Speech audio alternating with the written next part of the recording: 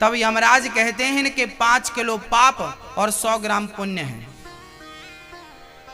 पाप है 5 किलो और पुण्य है 100 ग्राम।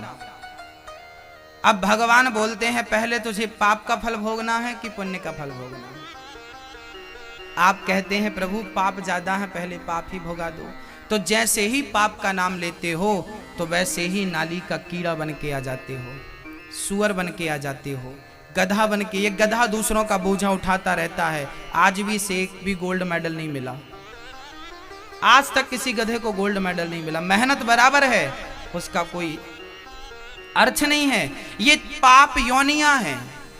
गधा है, कुत्ता है, बिल्ली है, चूहा है, मकड़ी है, ये सब पाप योनियां हैं। ये तुमने जो पाप किया है ना, ये वही भोगने के लिए भगवान ने ये योनियां बनाई है कि तुम इस योनि में। यही तो नरक है। अत्रैव स्वर्ग अत्रैव नरक। स्वर्ग नरक यहां भी है वहां भी है। भोग भोग के जब तुम्हारे 5 किलो पाप खत्म हो जाएंगे ना, कई बार नाली का कीड़ा बनोगे, कई बार बैल बनोगे, कई बार सब बनोगे। मच्छर पतंगा, मलमूत्र में बैठने वाली मक्खी होती है ना, वो भी बनना पड़ता है। और ये सब 5 किलो पाप भोग के फिर मर के जाओगे। भगवान बोलेंगे आहा हा आ गए, अब बैठो। फिर पानी, फिर नाश्ता, फिर चाय। भगवान बोलेंगे 5 किलो पाप खत्म हो गए, अब बचा है तुम्हारा 100 ग्राम पुण्य। अब क्या बोले? 100 ग्राम पुण्य के लिए भगवान तुम्हें फिर मनुष्य का तन दे करके सुठालिया में भेज देंगे। जाओ जाओ 100 ग्राम पुण्य लेकर के। अब इन पुण्यों को लेकर आप जाना किसी अच्छे घर पे भेज देंगे, जहां बढ़िया दाल सब्जी रोटी मिलती रहेगी, बढ़िया ठाट बाट होगा। अब आपको सावधान रहना है, अब पाप मत कमा लेना, क्योंकि अब जो करेंगे वो फिर उसी का फिर हिसाब मिल जाएगा। इसलिए इस चक्र से बचना हो तो जो भी किया करो पाप पुण्य, हम तो कहते हैं पाप मत करो, पुण्य करो, सब भगवान के चरणों में अर्पित करो। हे प्रभु कुछ नहीं मेरा सब कुछ तेरा। भगवान का चिंतन करते करते जब प्राण त्यागोगे तो पाप और पुण्य से मुक्त होकर नित्य भगवान के धाम में चले जाओगे। गौलोक धाम साकेत बैकुंठ में निज निवास होगा। फिर वहां से आने जाने के चक्कर से सदा सदा के लिए मुक्ति मिल जाएगी। इसी का नाम है मोक्ष। पाप और पुण्य से परे हो जाना, पाप और पुण्य से ऊपर उठ जाना ही मोक्ष होता है। समझ रही हो मेरी माँ? इसलिए कहता हूं कि भगवान चिंतन, ईश्वर का चिंतन करते रहिए। कन्हैया आपके साथ हैं, घबराने की जरूरत नहीं है। भगवान से रिश्ता बनाइए। नरकों से 28 प्रकार के नरकों का श्री भरत जी ने वर्णन किया। तामिश्र, अंध्र तामिश्र, रौरव, महारौरव, कुंभी पाक, 28 प्रकार के नरक हैं। जो जैसा करेगा उसे वैसा परिणाम भोगना पड़ेगा। यदि बचना चाहते हो तो क्या करना है? बोले भगवान की शरण ग्रहण कर लो। एक मछुआरा मछली पकड़ने तालाब गया, जाल पकड़ा और उसने जाल को बड़ी दूर डाला। जाल डालने वाला ऐसे जाल डालता ना, यूं।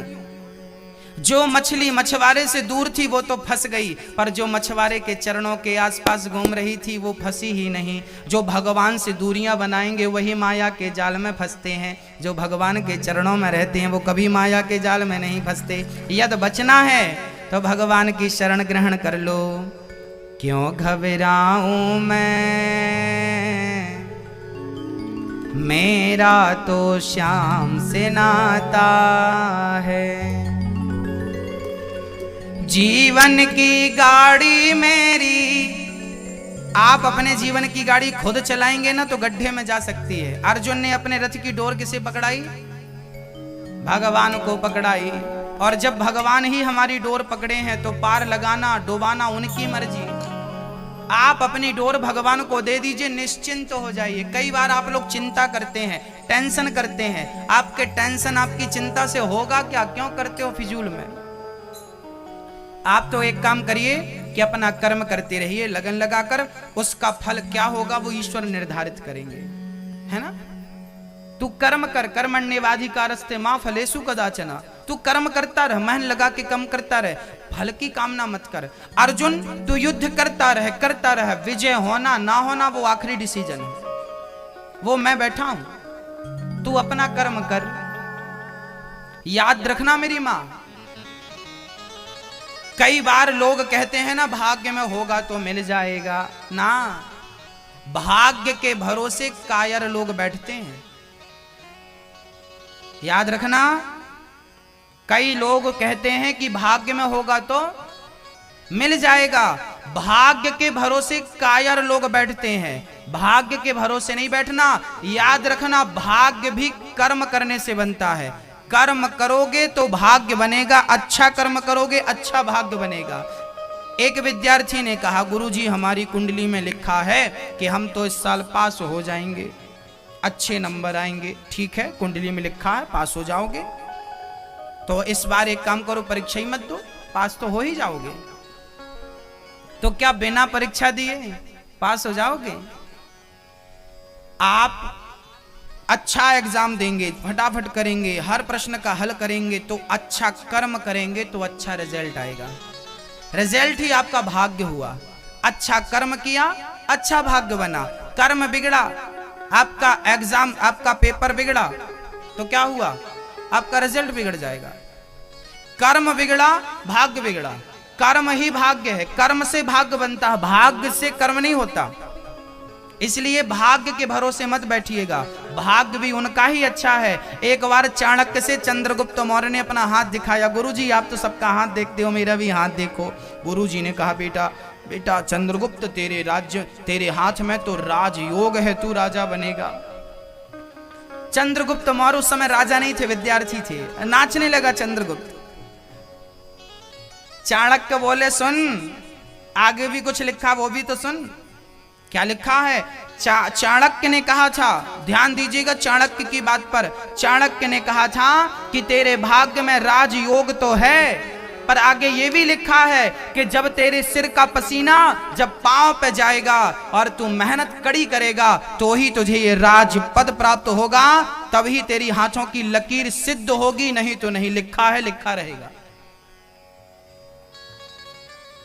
आप कर्म करिए, भाग्य अच्छा है आपका, पर कर्म करेंगे तो वो भाग्य आपको प्राप्त हो जाएगा, है ना मेरी माँ?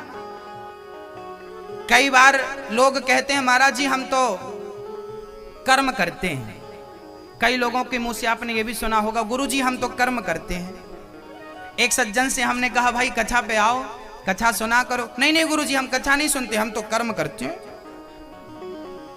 हम तो कर्म को मानते हैं, हम तो कर्म ही पूजा है। इन लोगों को भी अधूरा ज्ञान है।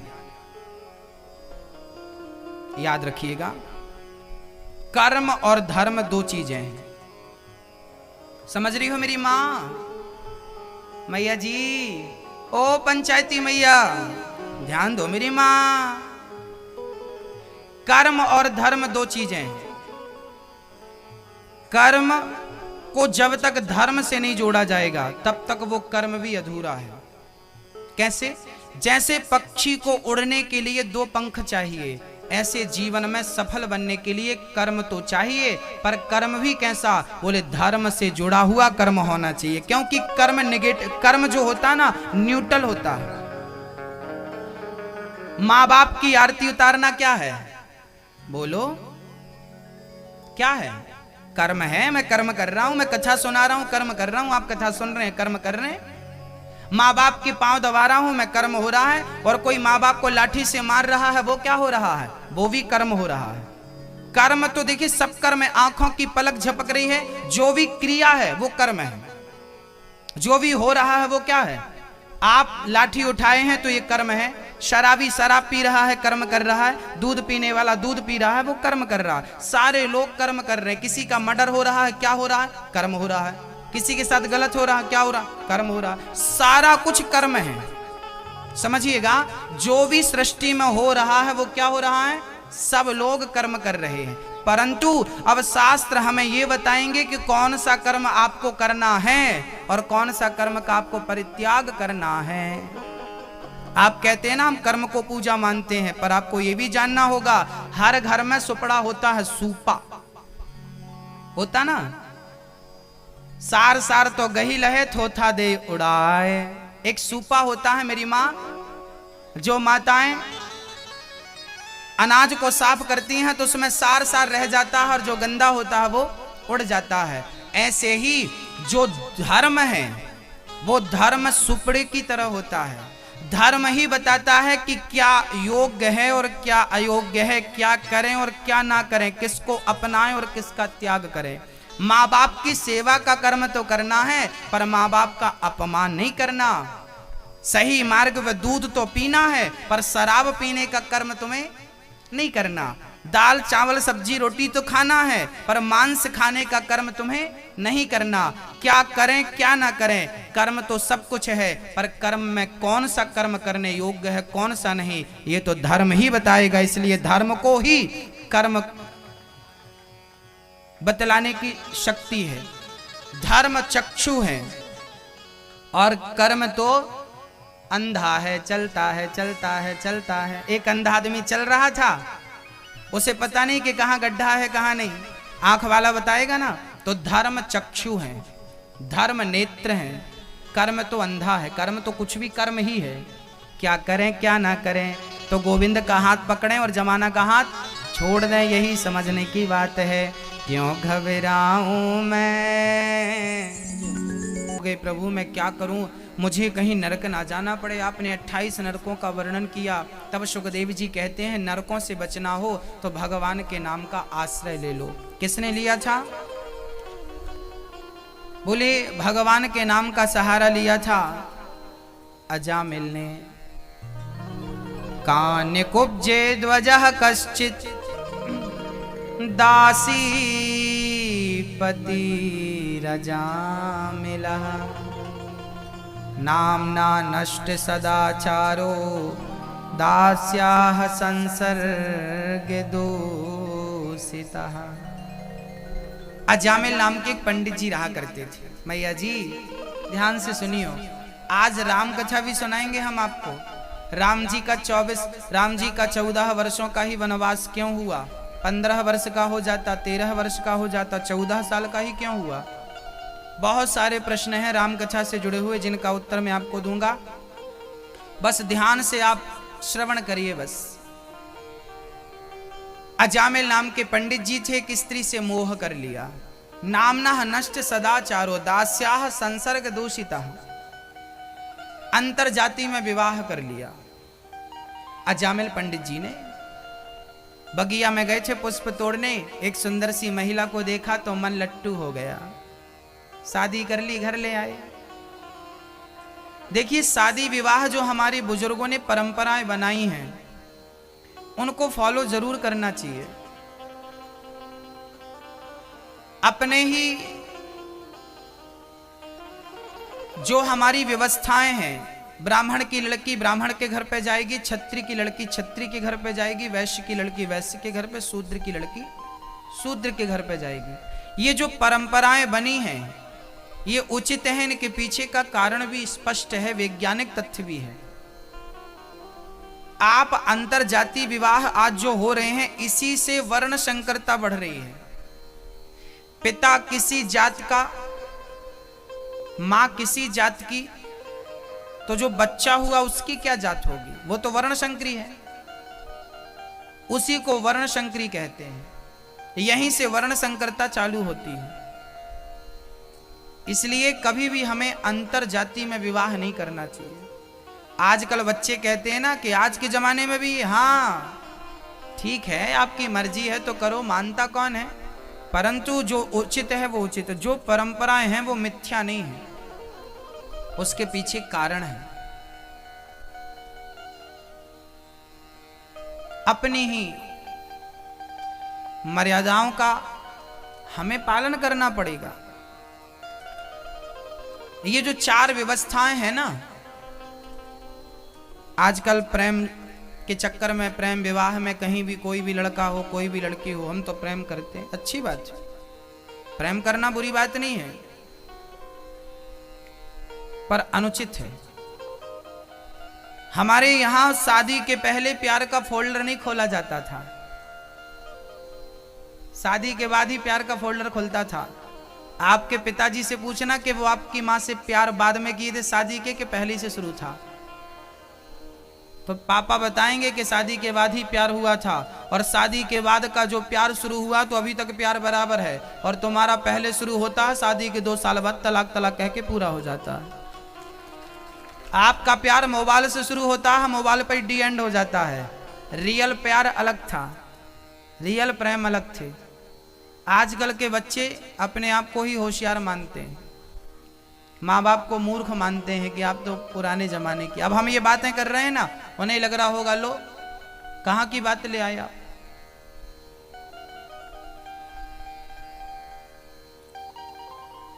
आजकल के नौजवान बच्चों को ना बहुत शर्म आती है। तिलक लगाने का कहो, बेटा तिलक लगाया करो, शर्म आती है। सिखा रखा करो, चोटी लज जाती है। माँ बाप के पांव सिर चरणों पे रख के पड़ा करो, पांव लज जाती है घुटनों से। अब देखना इनको लज्जा कहां नहीं आती, जरा सुनिएगा।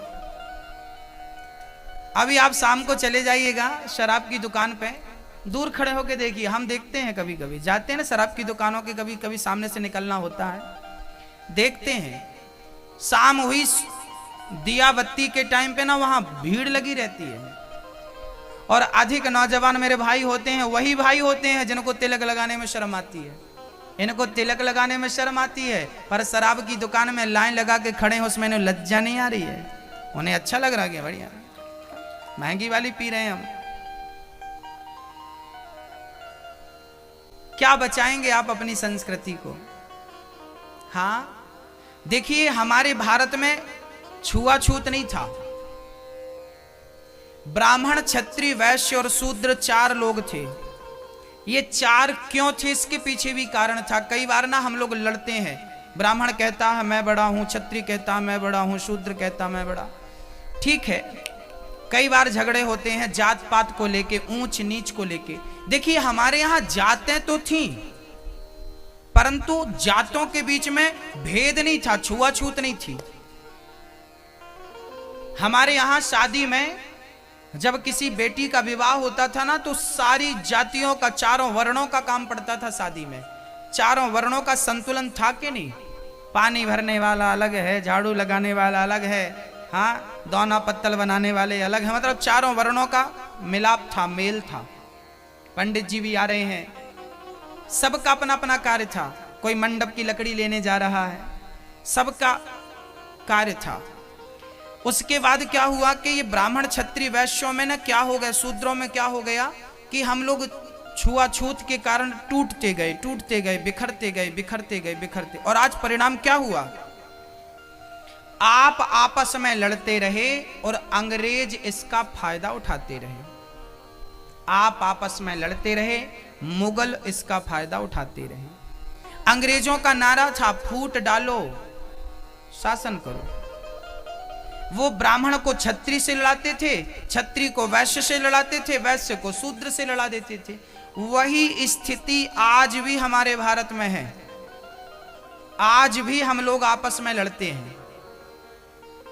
यदि हम लड़ाई बंद कर दें और 4 वर्ण एक हो जाएं, ब्राह्मण, क्षत्रिय, वैश्य, शूद्र, ये 4 भाई भाई थे, एक पिता के। विपुल कुमारा उत्तरकांड में लिखा है, एक पिता के 4 बेटे थे। एक बेटा को वेद पढ़ना अच्छा लगता था, उसका नाम ब्राह्मण हो गया। एक बेटे को तलवार चलाना अच्छी लगती थी, उसका नाम क्षत्रिय हो गया। एक बेटे को व्यापार करना पसंद आया, उसका नाम वैश्य हो गया। एक बेटे को तीनों की सेवा करना अच्छी लगती, तीनों भाइयों की वो सेवा करेगा, उनकी आज्ञा का पालन करेगा, उसका नाम शूद्र हो गया। एक ही पिता के 4 बेटे थे, एक ही पिता से 4 निकले, 4 वर्ण निकले। उस परमा एक ही पिता की तो संतान है। ब्राह्मणों से मुखमासीद बाहु राजन्य कृता ऊरु तदस जद वैश्या पद्म्यांग शूद्रो अजायत। ये वेद मंत्र है। ये क्या कहता है कि ब्राह्मणों से मुखमासीद, ब्राह्मण मुख है किसका? ब्रह्मा का। देखना पिता एक ही है, बहुत गौर से सुन। वेद क्या कहता, मैं आपकी बात और अपनी बात नहीं करता, वेद कहता है ब्राह्मणों से मुखमासीद। ब्राह्मण ब्रह्मा के मुख से उत्पन्न हुआ, भगवान के मुख से उत्पन्न हुआ, ब्राह्मणों से मुखमासीद। बाहु राजन्य क्षत्रिय, यहां से भुजाओं से, किसकी? भगवान की भुजाओं से। भगवान के मुंह से ब्राह्मण, भगवान की भुजाओं से क्षत्रिय, भगवान के उदर से वैश्य और भगवान के चरणों से शूद्र। तो चारों का पिता एक हुआ कि नहीं? एक पिता की संतान हुए कि नहीं? तो यहां झगड़ा किस बात का है? ये झगड़ा किस बात का? ऊंच नीच का। माता शबरी के घर राम को क्यों जाना पड़ा? क्योंकि ऊंच नीच की जो दीवार थी, उस दीवार को तोड़ने के लिए राम को शबरी के घर जाकर के बेरों का भोग लगाना पड़ा कि मैं यदि इन चीजों को नहीं मानता तो आप भी मत मानिए, सबको गले लगाइए। देखिए, घृणा हमें किसी से नहीं करनी, प्रेम से सबके साथ व्यवहार करना है। रही रोटी और बेटी की बात, रोटी और बेटी की बात, तो वो जहां आपको उचित लगे वो आपका स्वतंत्र डिसीजन हो सकता है। रही, कई बार लोग कहते हैं कि आप भोजन क्यों नहीं करते सबके घर, इसके पीछे कारण है।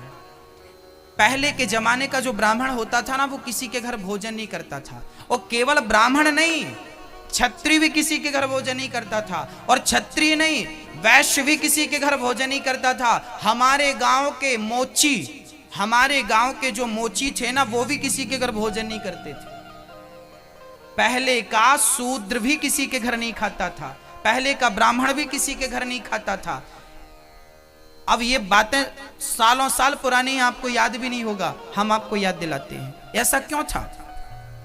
ऐसा इसलिए था कि हम सात्विक जीवन जीना चाहते हैं। इसके पीछे सिद्धांत क्या है वो समझते हैं। देखिए क्या होता है, हमारे बुजुर्ग कह के गए हैं, शास्त्र कह के गए हैं, जैसा खाओ अन्न वैसा रहे मन, जैसा पियो पानी वैसी रहे वाणी। यदि पानी बिगड़ा तो वाणी बिगड़ेगी, यदि अन्न बिगड़ा तो मन बिगड़ेगा। इसलिए पहले का ब्राह्मण किसी के घर इसलिए नहीं खाता कि यदि मैं आपके घर खाया, हो सकता है आपने चोरी करके वो धन कमाया हो, पाप करके वो धन कमाया हो, गलत करके धन कमाया हो, और आपका धन यदि हमने खाया और हमारी बुद्धि बिगड़ गई तो इसलिए इस डर से हम आपके घर भोजन नहीं करते थे। छुआछूत के डर से भोजन नहीं करते थे। ऐसा नहीं था कि हम शूद्रों के घर भोजन नहीं करेंगे क्योंकि हम शूद्रों को अछूत मानते, ऐसा नहीं था भाई। क्षत्रिय के घर भी यदि क्षत्रिय अपने कर्म से और धर्म से च्युत हो गया तो ब्राह्मण उसके घर भोजन नहीं करता था। वैश्य भी अपने कर्म और अपने धर्म से च्युत हो गया तो क्षत्रिय उसके घर भोजन नहीं करता था। शूद्र, पहले का शूद्र केवट जैसा था।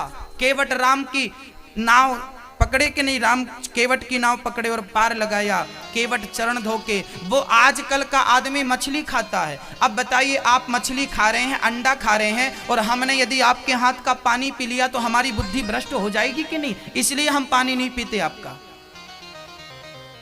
अब आप ये मत समझिएगा कि हम आपसे छुआछूत की भावना रखते हैं, इसलिए नहीं। हमारे पानी ना पीने के पीछे का सिद्धांत ये है कि जैसा पियो पानी वैसी बोले वाणी, जैसा खाओ अन्न वैसा रहे मन, जैसी राखो शुद्धि वैसी बने बुद्धि। यदि शुद्धि बिगड़ेगी दोस्तों तो बुद्धि निश्चित बिगड़ जाएगी। आजकल नौजवान बच्चों की बुद्धियां, किसी बहन बेटियों को गंदी निगाह से देखना और पकड़ के उसका रेप कर देना, ये बुद्धियां क्यों हो गई? क्योंकि खान पान बिगड़ गया, रहन सहन बिगड़ गया, इसलिए ये इस प्रकार की हरकत होती है। आप छोटी बात मानकर इसे टाल देते हैं, पर सिद्धांत छुआछूत का नहीं था हमारे भारत में। हमारे भारत में हिसाब, स्वयं मैं आपको इतिहास का साक्ष्य देता हूं। एक नाम सुना होगा, रैदास। मीराबाई के गुरु का नाम क्या था? मीराबाई के गुरु का नाम रैदास भक्त था। रैदास भक्त कौन थे? जूता सिलते थे, जात के मोची थे। जूता सिलने का बाप दादों का काम था। रैदास भक्त इतने बड़े संत थे कि चमड़ा के वो बर्तन होता ना, हम लोग बाल्टियों में पानी भरते हैं, मोची के यहाँ चमड़े के उस पात्र में बर्तन होता, उसे कुछ बोलते हैं, तो चमड़ा में बर्तन होता था। उस चमड़े में पानी होता था। उस पानी को रैदास जी सबको दिया करते थे, और जो जो उस पानी को पी लिया करता था ना, उसकी बुद्धि निर्मल हो जाया करती थी। यहां तक कि रामानंदाचार्य जी ने अपना शिष्य बनाया था रैदास भक्त को। श्री रामानुजाचार्य जी के शिष्य का नाम था रामानंदाचार्य जी। श्री रामानंदाचार्य जी के 12 शिष्यों में ये बहुत बड़े शिष्य थे। स्वयं भगवान रैदास के घर आते थे। रैदास मोची था, जात पात पूछे नहीं कोई, हरि को भजे सो हरि का होई। यदि रैदास भक्त जैसी भक्ति किसी मोची के अंदर आ जाए तो मैं उसके घर रोटी खाने को तैयार हूं। और ब्राह्मण भी यदि अपने धर्म से च्युत हो जाए तो उसके हाथ का भी पानी स्वीकार नहीं है। आप अपने धर्म का पालन कीजिए। यदि आप अपने धर्म से च्युत हो गए तो आप किसी काम के नहीं है, चाहे ब्राह्मण हो, चाहे क्षत्रिय हो, चाहे वैश्य हो, शूद्र हो, कोई फर्क नहीं पड़ता। शास्त्र जो दृष्टि देता है हमें उन दृष्टियों को फॉलो करना चाहिए। मूर्ख नहीं थे। आज वेदों पर रिसर्च, जर्मनी के बड़े अनुसंधान केंद्र में आज वेदों पर रिसर्च हो रहा है। आप गीता नहीं पढ़ते, अमेरिका की सबसे बड़ी यूनिवर्सिटी में गीता पढ़ना अनिवार्य है, वहां गीता पढ़नी ही पड़ेगी। आप गीता का बहिष्कार करते हैं, वो गीता को समझ रहे हैं, क्योंकि गीता में क्या लिखा है पढ़ेंगे तो जानेंगे। वेद और विज्ञान कहां से प्रकट हुआ? वेद से ही विज्ञान। आज के 100 साल पहले विज्ञान नहीं था मेरी मां, था तो बताओ? 100 साल पहले विज्ञान नहीं था, पर 100 साल पहले जिंदगी थी। मतलब विज्ञान के पहले भी जीवन था, और विज्ञान है तो भी जीवन है। पर आज विज्ञान के कारण कितना बड़ा नाश हुआ है प्रकृति का। ये जल गंदा हो गया, प्रकृति दूषित हो गई। आज कितना पॉल्यूशन है, कितना प्रदूषण है, आप समझ रहे हैं ना? किसके कारण? अधिक आविष्कार हो गए जरूरत से ज्यादा, इसके कारण आज पॉल्यूशन जान ले रहा है। अभी भारत का रिसर्च आया है कि 100 लोग मरते हैं तो 100 में से 75 लोग केवल प्रदूषण के कारण मरते हैं। हार्ट अटैक की बीमारियां, आज श्वास की बीमारियां आम बातें हो गई हैं। पहले श्वास की बीमारियां नहीं हुआ करती थी, क्योंकि हवा शुद्ध थी, पानी शुद्ध था। आज जरूरत से ज्यादा आविष्कार हो गए, इसलिए यह हवा दूषित हो गई। तो हमारे जो साधु संत थे, वेद थे, ये सब कर सकते थे। एरोप्लेन किसने बनाया? आप विज्ञान की बात करता हूं मैं। 1902 में सबसे पहला विमान उड़ाया गया था। किसने उड़ाया था? राइट ब्रदर्स ने उड़ाया था। 1902 में पहला विमान उड़ाया गया था, राइट ब्रदर्स ने उड़ाया था। विमान बनाने का खिताब राइट ब्रदर्स के गले पे गया। जबकि भारत में दलपदे जी नाम के एक संत थे, महाराष्ट्र के संत थे, नाम था दलपदे जी। उन्होंने 1895 में, 90 और 95 के बीच में उन्होंने मुंबई में सबसे पहला सफल विमान उड़ाया था।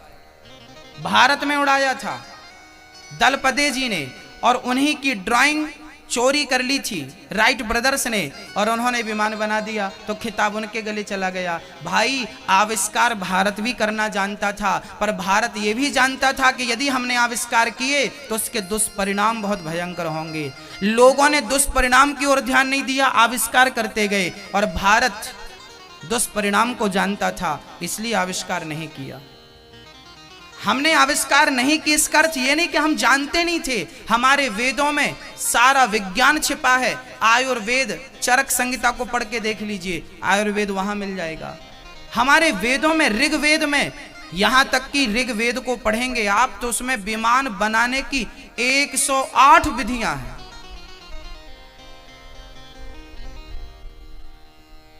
भरद्वाज संहिता पढ़ेंगे, उसमें विमान बनाने के शोध लिखे हैं। चलिए, तो विज्ञान की बात होगी। आप जो नौजवान विद्यार्थी, मेरे विज्ञान साइंस पढ़ने वाले स्टूडेंट हैं, मैं उनको बताना चाहता हूं कि यदि आप वेद पढ़ने के बाद रिसर्च करते तो आप बहुत अच्छा रिसर्च कर पाते, आप बहुत कामयाब बन पाते। पर आप वेदों की आलोचना करते गए। और विदेशी, आजकल विचार करिए, आज हिंदुस्तान का आदमी पढ़ने कहाँ जाता है? अमेरिका। जब आप अमेरिका में पढ़ते हैं, अमेरिका के कल्चर को पढ़ते हैं, तो आप भारत के कल्चर को क्या मानेंगे, क्या जानेंगे, इसका सम्मान क्या करेंगे? इसलिए मैं भारत सरकार से निवेदन करता हूं कि हमारे भारत में ऐसे विद्यालय होने चाहिए, कॉलेज होना चाहिए कि भारत के विद्यार्थियों को पढ़ने के लिए अमेरिका ना जाना पड़े, भारत में ही अच्छी पढ़ाई हो। हमारा भारत पहले शिक्षा में आगे था, अव्वल था। जब दुनिया कपड़ा पहनना नहीं जानती थी, तब भारत में गुरुकुल हुआ करते थे। चाणक्य कितने पुराने थे? चाणक्य के आप लोग आज विज्ञान मानता है कि मोहनजोदड़ो हड़प्पा संस्कृति के पहले कुछ नहीं था। अरे भाई, आप मोहनजोदड़ो हड़प्पा संस्कृति की बात करते हैं, ये 1800, ये 1500 और 2000 साल पुरानी बातें हैं। 1000 और 2000 साल पुराना इतिहास, इसके पहले का आपके पास इतिहास नहीं है। पर हमारे वेदों में जिस दिन से सृष्टि बनी है उस दिन से आज तक का इतिहास आपको दे देंगे। भगवान श्री कृष्ण 5500 साल पहले लीला पूरी करके गए। इसका मैं उदाहरण देता हूं। और सटीक द्वारिका पानी में डूब गई थी, वो डूबी हुई पानी में द्वारिका आज मिल गई है। वैज्ञानिकों ने खोज कर ली है, रिसर्च किया तो पाया 5500 साल पुरानी है। तो सिद्ध हो गया कि नहीं? राम सेतु को नासा के साइंटिस्टों ने कह दिया है कि यह मानव निर्मित सेतु है, प्राकृतिक नहीं है। तो सिद्ध हो गया कि नहीं? हमारा कल्चर करोड़ों साल पुराना है, हमारी संस्कृति करोड़ों साल पुरानी है। ये है कितने साल के? ये पैदा कब हुई है? 1400 साल पहले कौन था? कौन था भाई? हिंदू अनादि है। उसके बाद याद रखना कि भगवान के घर से बना बनाया केवल हिंदू पैदा होता है, बाकी सबको यहां काट पीट के बनाया जाता है। यह ईश्वर की सृष्टि है।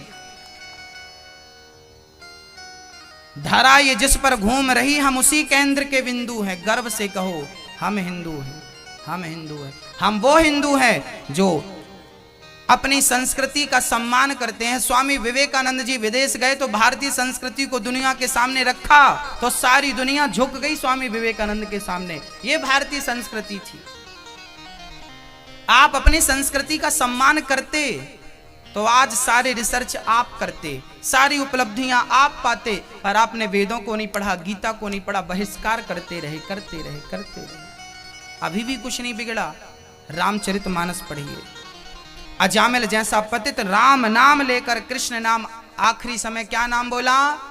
नारायण। नारायण का नाम बोला, बोलते ही प्राण निकल गए। यमदूत ले जाने लगे, पार्षद आ गए, बोले हम इसे ले जाएंगे। यमदूतों ने कहा ये हमारा ग्राहक है, आप कैसे ले जाएंगे? तब कहा कि आपका ग्राहक नहीं है, मरते समय इसने भगवान का नाम लिया है इसलिए इसका उद्धार निश्चित है। बोले नहीं, ये तो पापी है, जीवन भर इसने पाप किया है। बोले भले जीवन भर पाप किया हो, पर मरते समय भगवान का नाम लिया है इसलिए इसका उद्धार निश्चित है। एक नाम लेकर अजामिल का कल्याण हुआ। नाम की ये महिमा है। आप नाम को कम मत आंकिए। ये वही नाम है जिस नाम के पत्थर पानी में तर गए। जिस नाम ने पत्थर को नहीं डूबने दिया, वो नाम भला आपको क्या डूबने देगा भक्तों? उस नाम पर विश्वास रखिए। कलयुग केवल नाम आधारा, सुमरि सुमरि नर उतरहि पारा। कलयुग केवल नाम आधारा, केवल नाम, केवल नाम। भक्तों, जीवन में जब भी मौका मिले भगवान का नाम लेने का, कथा सुनने का छोड़िए मत। एक परम भक्त थे, भगवान के नाम था प्रहलाद। प्रहलाद के पिता का नाम था श्री हिरण्यकश्यप। हिरण्यकश्यप की पत्नी का नाम था कयाधु। कयाधु के पुत्र का नाम था प्रहलाद। सबसे छोटे थे पर गुणों में सबसे बड़े थे श्री प्रहलाद जी महाराज। प्रहलाद जी बस नाम जपते थे, नारायण नारायण नारायण। परोपकार करते थे, धर्म करते थे, नित्य क्रिया करते थे, सुबह से शाम तक भगवान का चिंतन करते थे, चिंतन करते थे। आप भी किसी हाल में भगवान का नाम ना छोड़ें और पुण्य ना छोड़ें, धर्म ना छोड़ें।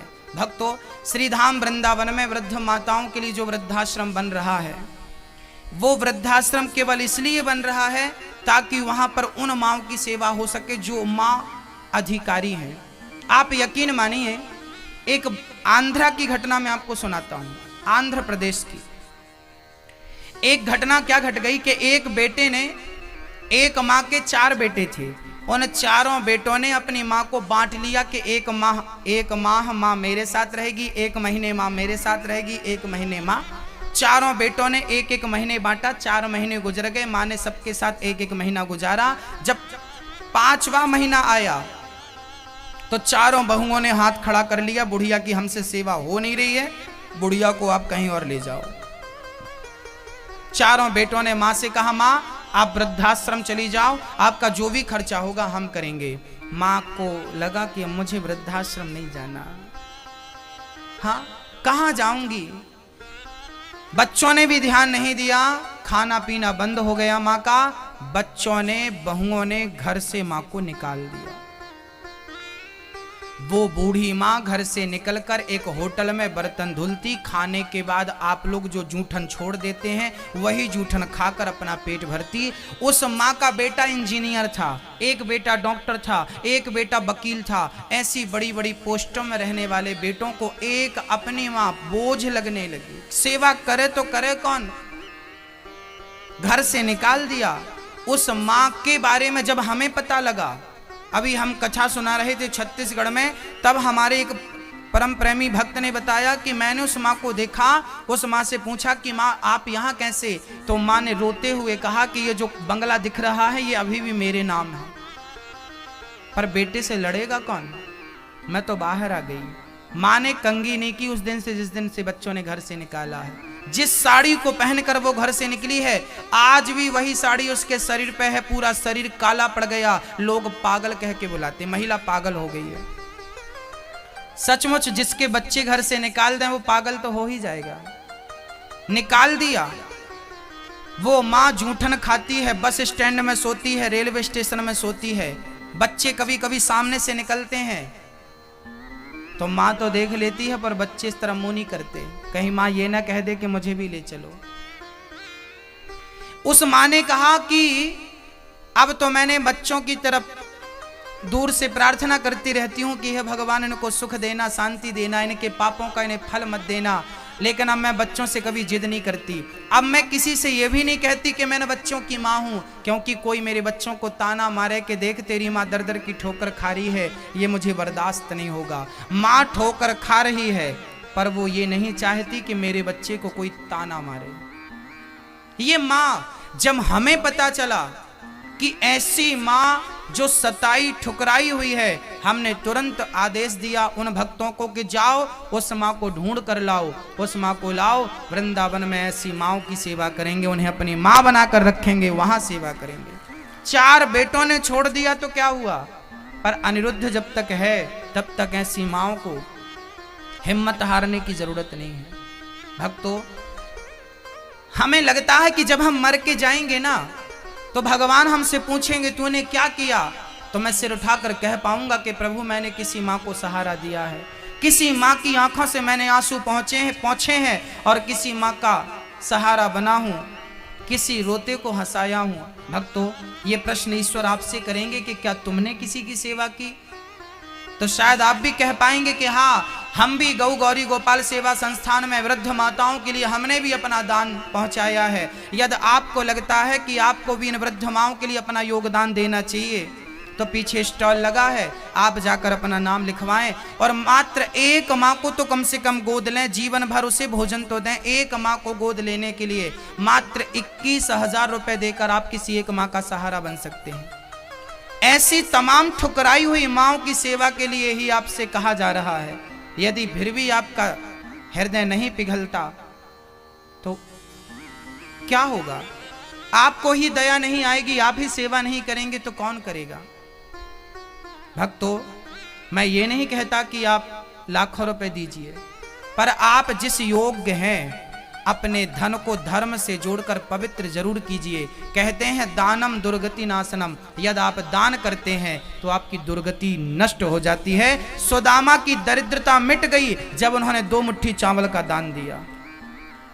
2 मुट्ठी चावल का दान जब तक नहीं दिया सुदामा ने, तब तक क्या हुआ, तब तक सुदामा गरीब के गरीब रहे कि नहीं। और 2 मुट्ठी चावल का दान कन्हैया को दे दिया, भगवान ने 2 मुट्ठी के बदले 2 लोकों का स्वामी बना दिया सुदामा को। ईश्वर इतना सा लेता है दोस्तों, इतना सारा करके देता है। मेरी माँ, पहले देना आपको पड़ेगा। किसान भी खेत में बीज ना बोए तो जमीनों से वापस, मिट्टियों से वापस नहीं देती, आपको भी बोना पड़ता है।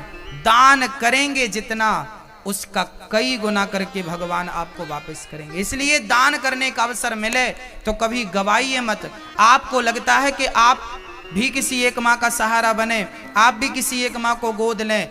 देखिए, एक जमाना वो था जब माँ बाप बच्चों को गोद लिया करते थे, हाँ या ना, जीवन भर उन बच्चों का लालन पालन करते थे। आज समय आ गया है कि आप एक मां को गोद लेकर के उस मां का आप सहारा बन जाइए। अब आपको सहारा बनने का समय है। आप मां का पुत्र बन करके आप मैया बैठ जाओ मेरी मां। अब खड़े मत होना, खड़े होएंगे तो फाइन लगेगा। फाइन क्या होगा? बोले खड़े खड़े ही पूरी कथा सुननी पड़ेगी और जाने को नहीं मिलेगा।